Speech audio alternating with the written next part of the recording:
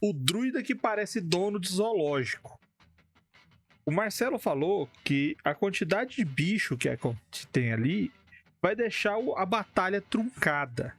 E não é só isso que acontece. O meu comentário sobre esse sentido é a desculpa que o personagem druida e alguns magos fazem para facilitar o jogo, que na verdade ele está mascarando um combo safado para quebrar sua história.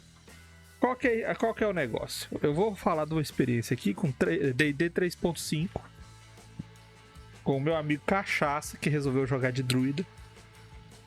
E a gente foi montar lá a história e tudo mais. Ele comprou umas habilidades, uns talentozinhos para ter companheiro animal. Ele evoluiu o companheiro animal. Ele evoluiu a forma selvagem. E ele se especializou em invocação. E eu não sei como é que tá a quinta edição agora, mas na 3.5 você não tinha a limitação de um bicho ou dois bichos. Você podia, se você soltasse uma de quinto, de quarto, de terceiro, de segundo, você ia acumulando os bichos. Numa sessão de batalha, meu amigo, Cachaça me tacou 14 animais, mais o companheiro animal, mais um guia espiritual de não sei o que. Valeu, Skyrim, renovou o sub, valeu. Ele criou, ele tinha um companheiro animal, ele tinha uma cópia, um treco lá do companheiro que ele fazia, que criava um outro, e mais esses bichos. E no final, meu, ele tinha quase 20 criaturas pra combater 2 inimigos. Isso. Cara, eu falei assim, caraca, velho, como é que você segue a história assim? Porque os animais iam simplesmente pro abatedouro.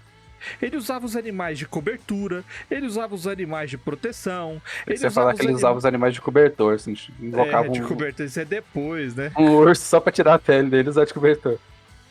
Então assim, é esse tipo de trapaça. Porque quando você tá lá, você é um druidazão lá, de nível 12 e tudo mais, e você começa a trazer bicho, e você começa a puxar uns bichos de nível 7, de nível 6, de nível 4, de nível 3, e traz um de nível 10, seu companheiro animal já é de nível 7. Cara, o seu nível de desafio aumenta demais, cara. Você fica muito desequilibrado em relação ao combate que tava tendo ali. E isso aí é aquele combinho maroto que você não precisa nem lutar. O personagem druida não lutava, os bichos faziam tudo por ele, e a única coisa que ele fazia era que quando o inimigo tentava escapar, ele tinha os artifícios de algumas magias que não deixava de fugir. Então, cara, um grilo que eu tenho é com um druida de zoológico, o druida invocador, que tá lá só pra bagunçar a mesa e ficar à toa, porque ele tem uma gangue de guaxinim com ele, igual você tá vendo aí, pronta pra trazer a comida pra ele, não precisa fazer nada, ele fica só na sombra e água fresca, enquanto os bichos faz tudo por ele.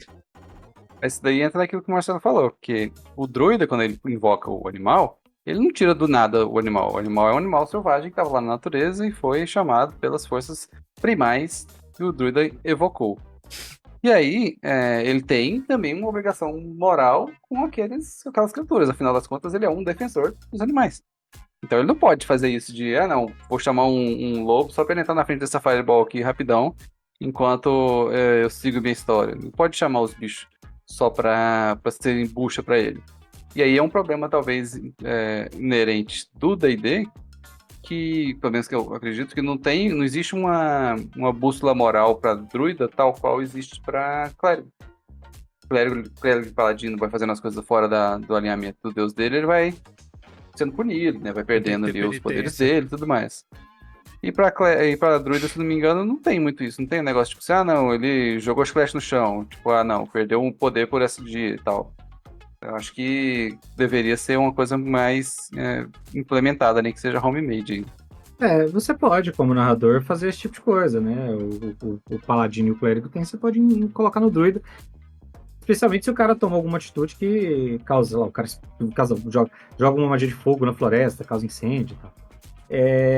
Eu tenho pra mim que eles, justamente por causa disso, porque é uma coisa que atrapalha o lore, né? Atrapalha você olhar pro druida, pro ranger, quem quer que seja, simplesmente jogando um monte de bicho de bucha de canhão. E eu acho que por isso eles fizeram alguns ajustes nos sistemas para isso. Porque é aquilo que eu falei, o ranger chamava o companheiro animal dele, e aí morria, ele pegava outro. E aí, e o bicho era fraco também, tinha isso. Os bichos eram sempre muito fracos. Não valia a pena jogar de Beastmaster, mecanicamente falando. Você ficava muito mais fraco do que qualquer outro personagem. E aí, o cara tem o que ele chama de Primal, que é basicamente você, na verdade, não está usando um bicho. Você está conjurando um espírito da floresta que assume a forma daquele bicho. E aí, tudo bem. Aí é só assim, é o espírito da floresta. Quando o espírito da floresta morre, ele não morre, ele só volta pra floresta. Ele só é libertado. Então, assim, é um grande pacto em, pô, já que você tá ajudando a floresta te ajuda de volta. Isso eu acho que resolve bem a situação. Então, assim, você conjura uma energia da floresta que assume a forma daquele animal especificamente. Isso facilita tremendamente, inclusive, porque aí você escolhe a forma, é uma besta da terra que vai elefante, por exemplo. Aí vai ser um elefante fraquinho, mas ele tem um formato de elefante. Você escolhe meio que o formato ali e leva isso em conta. Eu acho que isso resolve um pouco. Mas eu concordo com o vermelho. Se você não toma cuidado, dependendo da forma como o cara faz isso, existem classes específicas que mexem com isso. O druida do quinta edição tem um círculo que é o círculo do pastor, que é bem focado nisso, de você usar criaturas para lutar e tal. Fica realmente parecendo que você é só um explorador da floresta. Você não está preocupado com a integridade dela. Você não está minimamente preocupado em proteger os animais que estão te ajudando nesse processo. E aí faz pouco sentido dentro do lore. No Eras, o druida carece da mesma obrigação dos clérigos e paladinos.